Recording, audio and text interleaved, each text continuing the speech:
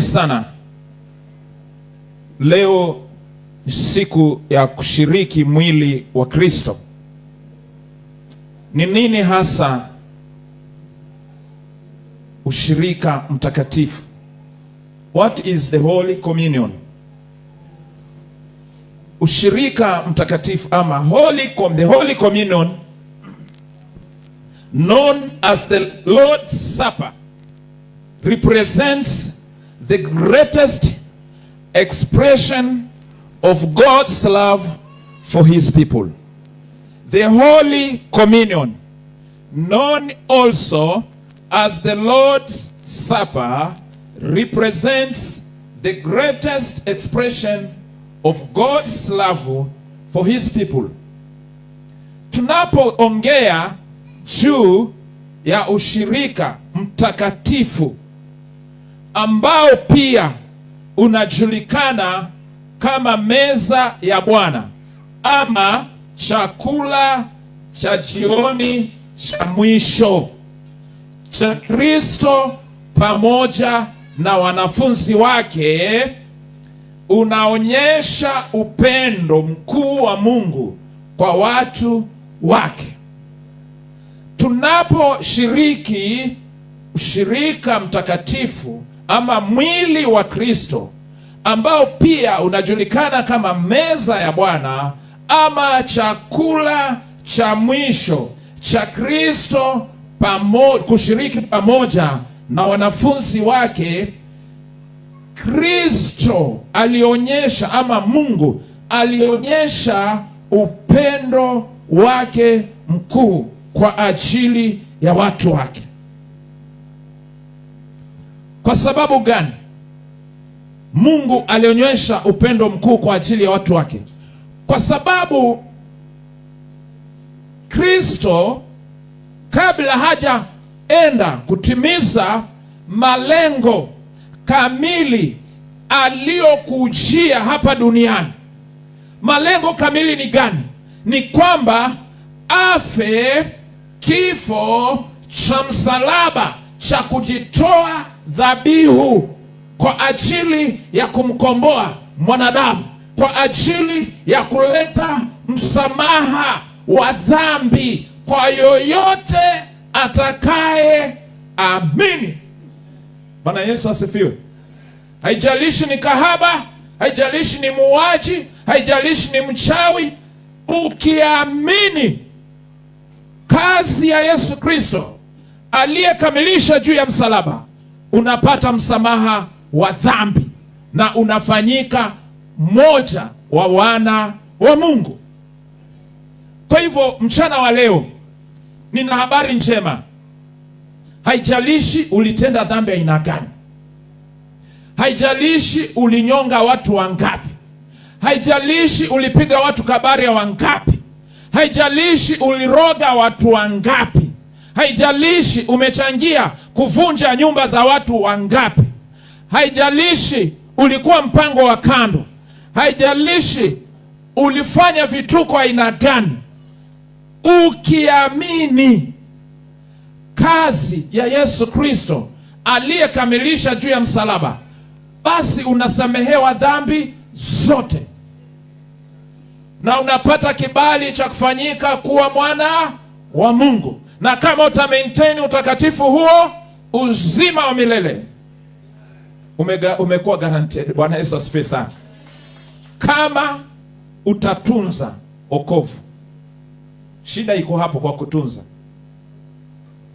Kwa hivyo kabla Yesu hajatolewa dhabihu ama hajajitoa dhabihu, maana alijipeana mwenyewe kwa hiari, neno la Mungu linasema kwamba akawa na chakula cha jioni cha kuwaaga wanafunzi wake.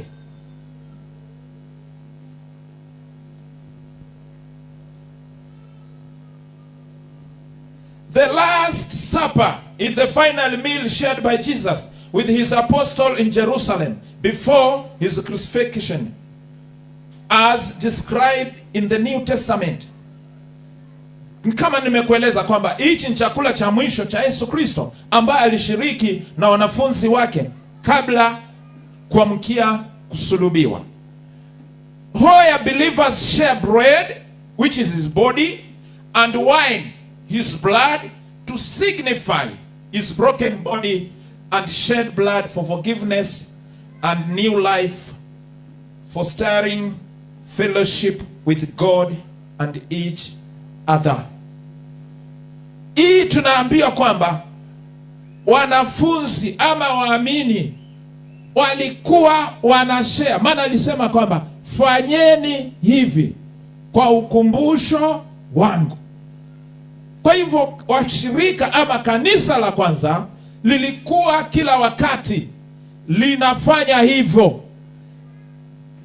Wanatengeneza mkate na wine ama na divai, ambapo mkate unaashiria mwili wa Kristo ambao ulivunjwa kwa kuchapwa, akachubuliwa, akadungwa mkuki, akapigiliwa msumari na damu ikamwagika. Neno la Mungu linasema kwamba askari yule aliyekuja akaangalia Yesu Kristo, alifika kwa mwizi wa kwanza, akampata bado ana hema, akasema oh, kumbe hujakufa, akamvunjilia mbali miguu. Akaja kwa mwizi wa mwisho, akaenda kwa mwizi wa mwisho, wakampata pia ana hema, wakamvunjilia mbali. Lakini walipofika kwa Kristo, walipata Kristo amekwisha peana, si amekufa amewana mtu. Neno la Mungu nasema amepeana roho yake mikononi mwa Baba yake. Wakasema kwa sababu huyu ashapeana roho yake mikononi mwa Bwana, wacha tumdunge tu mkuki ya ubavuni. Hajui kwamba walikuwa wanatimiza maandiko. Askari mmoja akachukua mkuki, hata walikuwa nyama sana, akamdunga ubavuni.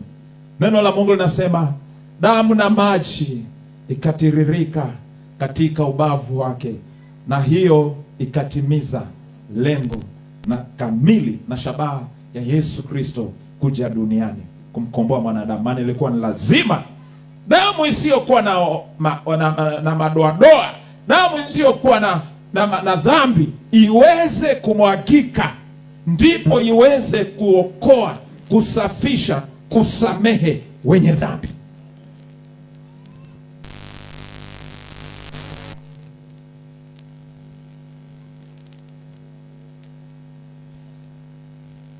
Yesu Kristo ndiye alianzisha chakula hiki cha mwisho ambacho cha jioni, ambacho ama ni kitendo kitakatifu cha kushukuru na kutangaza mauti ya Bwana na kurudi kwake Yesu Kristo.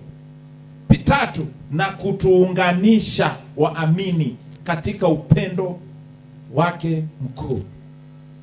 Tunaposhiriki chakula hiki cha mwisho hiki, yani tunaunganishwa, tunakuwa na ushirika mzuri, kama sisi sote tutashiriki kama vile inavyostahili. Haleluya. Neno la Mungu linasema kwamba during this meal Jesus blessed the bread and wine, identifying them as his body and blood, which will be sacrificed for the forgiveness of sin. Wakati wa chakula hiki cha jioni cha Yesu alitwaa mkate, akaubariki, akatwaa kikombe, akakibariki, ambao mkate ulikuwa unasimama kwa nafasi ya mwili wake na divai ilikuwa inasimama kwa nafasi ya damu yake ambayo ingemwagika kwa ajili ya msamaha wa dhambi. Na katika kitendo hiki Yesu alisema kwamba hili ni agano jipya. Yaani Yesu akaanzisha agano jipya, akasema kwamba Jesus instituted a new covenant, telling his disciples to eat bread and drink wine to remember his sacrifice. Agano jipya ambayo Bwana alituachia.